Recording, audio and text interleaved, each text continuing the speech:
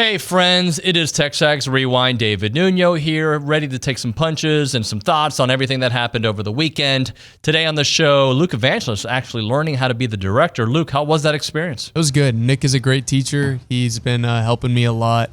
Learn how to do his job, and I'll never be able to do it as good as him, but I'm trying. Who can? Let's be honest. Who can? Jared Schultz there at the News and Social Center, brought to you by the Angry Elephant. Buddy, what was your favorite part of the show? Favorite part, honestly, I enjoyed talking to Olin. Surprisingly, he was more positive or just less upset than he was after we beat Auburn.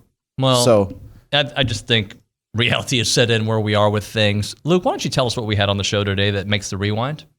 Okay, so we had Tom Hart. He's good. I like Tom. We talked about rappers. Damontre Moore. Thank you. And this is good radio. Billy Liucci. Oh, thank you. Thank you. Very good radio here. Appreciate that. That's all on the show. It was really good. I promise you. Comment and subscribe, by the way. We'll check it out. Really, at the end of the day, football still comes down to the basics of the team that wins is the team that blocks and tackles the best. There was some conversations online about A&M not going after it at the end of the half. Mm-hmm. And I don't want to say I defended Jim. Somebody tweeted at me. It was actually kind of funny. But, of course, the guy has a fake name. And, it was just a picture that I really appreciate. Jimbo Fisher is basically what the picture was. Okay. And I didn't defend him per se on this play. I understand why you kneel it at the end of the half. I understand it. I also think this team plays it too safe too often. So both things can be true. In that situation, I saw no reason to believe that this team could go the field. How many seconds were left at the half? 35? Well, like yeah, but what they're saying is after the play, before they punt. Should have called a timeout. I can understand that. That I can get down with. At the time, I also have no faith that this team can do a 2-minute offense or 1-minute offense. Right. I have no faith. Wham. They can't do it. I just don't have the faith. And the whole feeding the studs thing. The studs are hungry. They're on a diet. Look, and those of you who want us to take a certain stance with the coaching staff, look, the contract is what it is. This is what they have. They got to make it work. That's the bottom line. And if you don't have faith, you don't have faith. But I'm going to be there, not this Saturday because it's a bye week, but I'm going to be there every Saturday, if I work at TexAgs or not, supporting my team. Yes. Hoping that they get it right, understanding this is who we are right now. That's right. That's, think of your team as like that spouse that you said for better or worse. And it's like my wife, she said for better or worse. Look, I wasn't fat and gray and wrinkled when she said, I'll take it for better or worse. Well, she's had the better, and now she's living with the worse. Yep. Okay? So, they're still your team, and it's okay to complain. In fact, you have the right to, because A&M, just like every other college program, they're asking their fans to contribute. They're asking you to buy this. You won't buy that. They're always asking for more from your fans. I need you to, now it's NIL. I need you to contribute this. So you have the right to complain. And that's what I mean by saying a guy showing up. Like, yes, we have those leaders in the other position room, but there got to be one guy on each level. And I want to know who's that warthog? Who's the bulldozer on the offensive line to say, hey, let me help pick this up? Because they have the capability of playing there.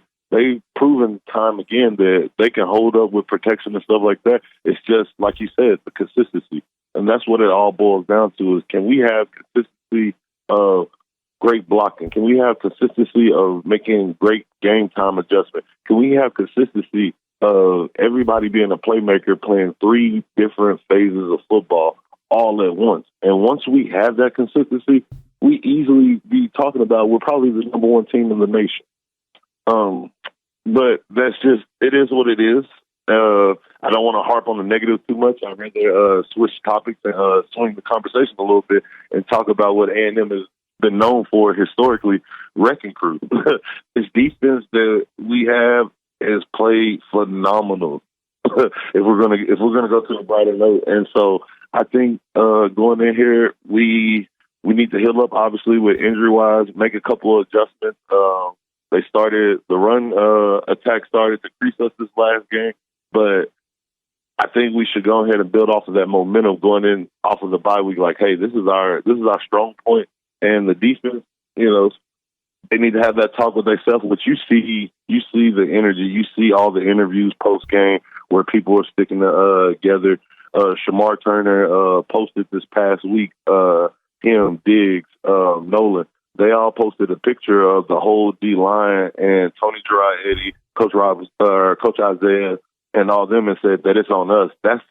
I like that. That's what I mean by saying I want to see who's going to be that guy on the offensive line.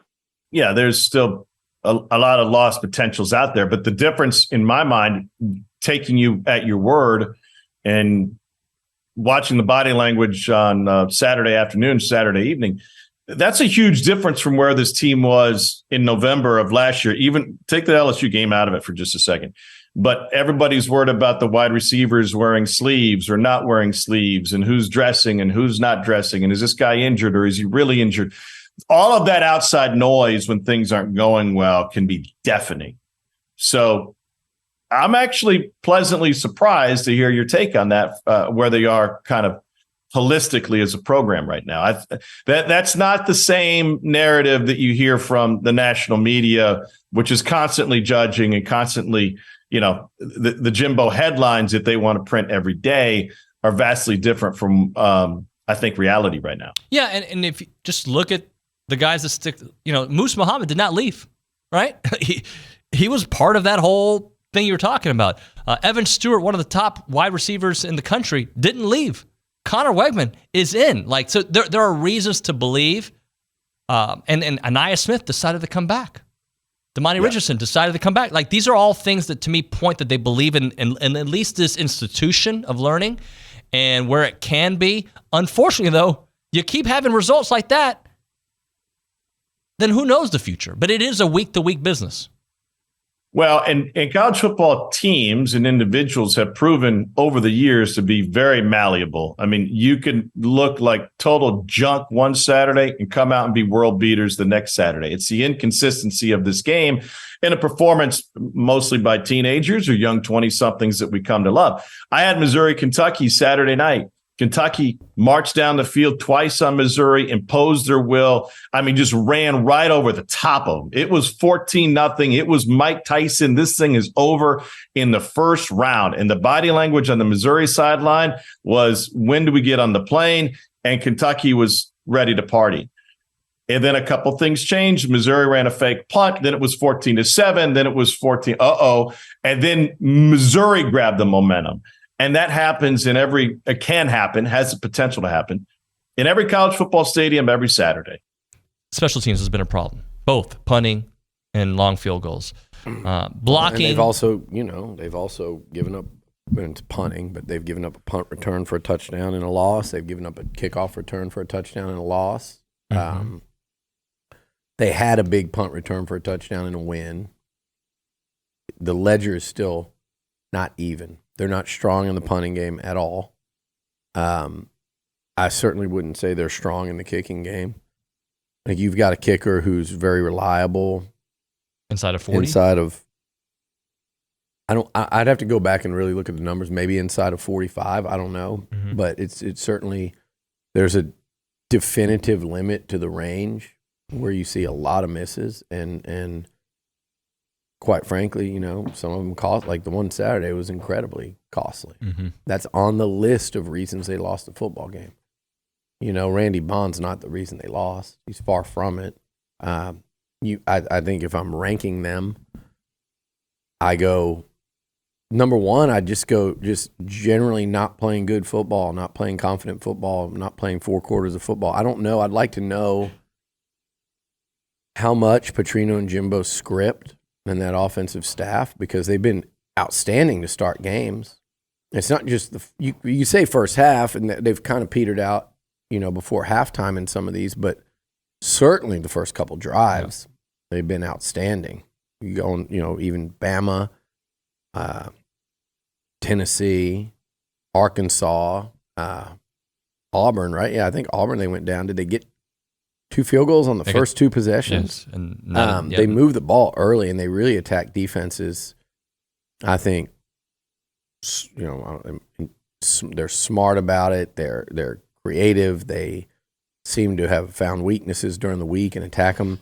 I don't know what happens as the game goes on. If it's obviously there's something to do with scripted plays, versus the evolution of the game.